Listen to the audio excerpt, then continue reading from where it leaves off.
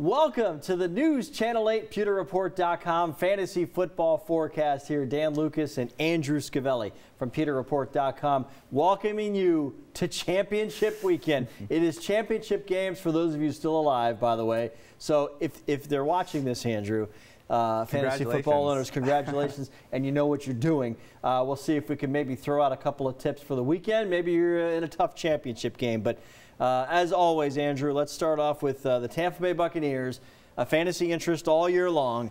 There's got to be something to cling to if you're a Bucs fan in all the mighty weekends of this one. Absolutely, and of course, you know, just because this is fantasy championship weekend, I'm being very cautiously optimistic with my Buccaneers players because obviously, if you're a Bucs fan, you know they're probably not going to fare too well, you know, on the road in Dallas. So I wouldn't want them to play spoiler for both, you know, your Sunday and your fantasy league. So obviously, in this case, you know, in Dallas, you're going to have a dome. You're not going to have like the weather conditions that we saw last week. So I'd imagine that a lot of the targets, playmakers are probably going to double their production, but at the end of the day, it might not be enough. Obviously, you're not going to sit a guy like Mike Evans. Right. And then obviously, just because tight ends are so thin, like Cameron Brate is going to be an option for most people as well. And maybe Adam Humphries will be a wide receiver 3 in Dallas. So other than those 3 guys, I think Jameis Winston is going to be a risky option again, going up against that very ferocious Cowboys front. I believe he's probably going to be running for his life for most of the week, so or for most of the day. So obviously, I think there are some safer options out there. All right, let's start off position by position here because there are some interesting storylines going into this championship weekend. So let's begin with quarterback. So at quarterback, this week we have a couple guys that, you know, obviously we know that Carson Wentz won't play again this week.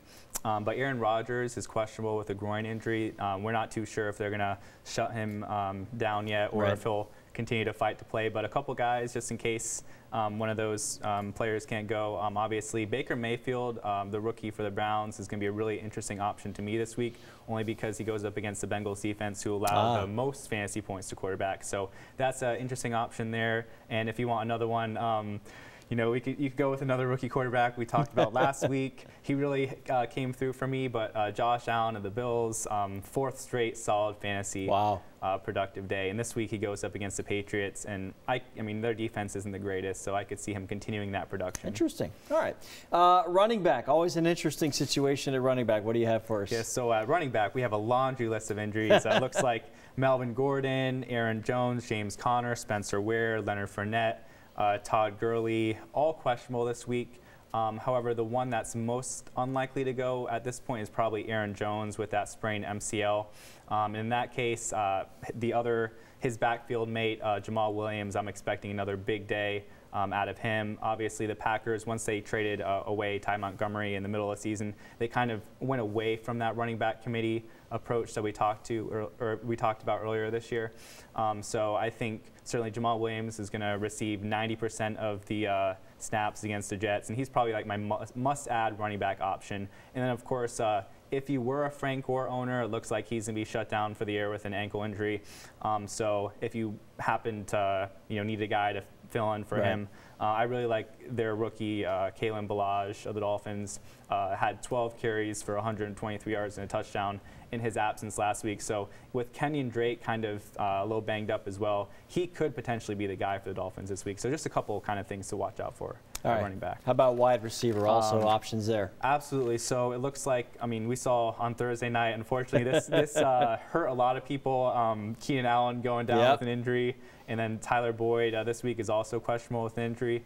I'm more hopeful that Odell Beckham Jr. will play, but there is still a chance that they might want to hold him out. So in that case, the guys I'm looking at right now, Mike Williams of the Chargers, who filled in for Keenan Allen, and he's still a pretty productive player in his own right. But last week in his place, he had 95 yards receiving and 3 touchdowns, and I think he'll still be able to do well this week, even though they're going up against the Baltimore Ravens. So that's a guy only owned in 50% of leagues I really like, and I'm trusting this week. And then another receiver that's kind of come on now with the Jets, Robbie Anderson, because they pretty much released all their other wide receivers.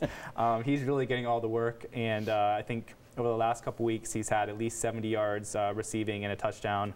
This week they go up against the Packers, who give up the most or I'm sorry, the 5th most fantasy points to wide receivers. So those are probably my 2 big options there. A couple options, maybe trying to make a last-minute addition here.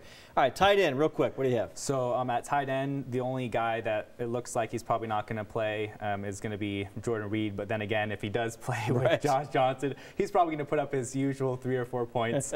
So really, the only 2 guys that may or may not be out there right now are, again, Evan Ingram and then the Steelers tight end Vance McDonald. They're probably going to be good for about 5 points this week, which is a pretty solid tight end week in fantasy football this year. And as always, the sneaky defense, perhaps? So absolutely, if you're into streaming defenses or you happen to have one that has a really bad matchup this week, I really like the Tennessee Titans because obviously over the last couple games they've really had strong showings. They've scored over 10 points. This week they're at home against the Washington Redskins, who are down to their 4th string quarterback, Josh Johnson. So that could be a really potential sneaky play there. And then certainly my last defense I would maybe consider is the Indianapolis Colts against the Giants, as long as Odell Beckham Jr. doesn't play. All right, very good. Andrew, thank you very much as always, and thank you for your work all season long. It's been a lot of fun, and we want to wish everybody in their championship games this weekend a lot of luck.